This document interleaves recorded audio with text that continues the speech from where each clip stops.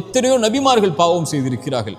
ஆதம் பாவம் செய்தார் அலைஹிஸ்ஸலாம். இறைவனை அழைத்தார், அநீதம் செய்து விட்டேன் யா அல்லாஹ், என்னை மன்னித்து விடு என்றார். மன்னித்தான் இறைவன். நபி யூனுஸ் ஒரு குற்றத்தை செய்தார், இறைவனிடத்தில் மன்னிப்பை தேடினார், மன்னித்தான் இறைவன். இறைத்தூதர் ஸல்லல்லாஹு அலைஹி வஸல்லம் சொன்னார்கள், இந்த ஹதீஸை கேளுங்கள்.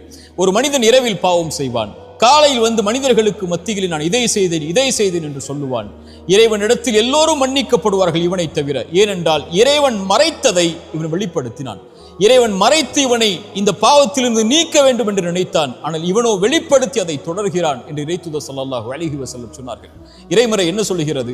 ஒரு மனிதன் பாவம் செய்கிறான், அந்த பாவத்திலிருந்து மீள்கிறான், ஈமான் கொண்டு இறை நம்பிக்கை கொண்டு நல்ல அமல்களை செய்தென்றால் அவன் செய்த பாவங்கள் அனைத்தையும் அவன் பாவ மன்னிப்பை தேடியதற்கு பிறகு நன்மைகளாக அவனுடைய புத்தகத்தில் மாற்றுகிறான் இறைவன். ஏன்? அந்த பாவத்தின் வாட்டத்தில் அவன் இருந்துவிடக் கூடாது என்பதற்காக. இப்படிப்பட்ட இறைமறையையும் இறைத்தூதருடைய வழிமுறைகளையும் பெற்றிருக்கக்கூடிய நாம் ஏன் நம்முடைய கடந்த காலத்தில் நடந்ததை நினைத்து வருந்தி கொண்டிருக்கிறோம்? லா தக்னது மின் ரஹ்மத்தில்லாஹ். இறைவனுடைய அருளில் ஒருபோதும் நம்பிக்கை இழக்காதீர்கள். உங்கள் வாழ்வில் எது இல்லாமல் இருந்தாலும் இறைவன் கொடுப்பான் என்ற நம்பிக்கையில் முன்னேறுங்கள். வாழ்வில் எதை இழந்திருந்தாலும் இழந்ததை விட இறைவன் சிறந்ததை உங்களுக்கு தருவான் என்ற இறைவனுடைய நம்பிக்கையோடு முன்னேறுங்கள். பாவம் செய்வதை விட பெரிய பாவம் இறைவனுடைய அருளில் நம்பிக்கை இழப்பது. லா தக்னது மின் ரஹ்மத்தில்லாஹ். இறைவனுடைய அருளில் ஒருபோதும் நம்பிக்கை இழந்து விடாதீர்கள். இந்த 3 விஷயங்களை மனதில் பதிய வைத்துக் கொள்ளுங்கள். முதலாவது, நடக்க இருக்கின்ற எல்லாம் இறைவனுடைய புறத்திலிருந்து தான் நடக்கிறது என்ற அடிப்படையை இறைவன் கூறுகிறான். ஒரு மனிதன் சோதிக்கப்பட்டால் அவன் சொல்லுவான், அவன் இறை நம்பிக்கை உள்ளவன், அவன் சொல்லுவான் பொறுமையோடு, இன்னா லில்லாஹி வ இன்னா இலைஹி ராஜிஊன். இன்னா லில்லாஹ், எல்லாம் அல்லாஹ்வின் புறத்திலிருந்து தான் வருகிறது, அவனை நோக்கி தான் நான் செல்ல இருக்கிறேன் என்று சொல்லுவான்.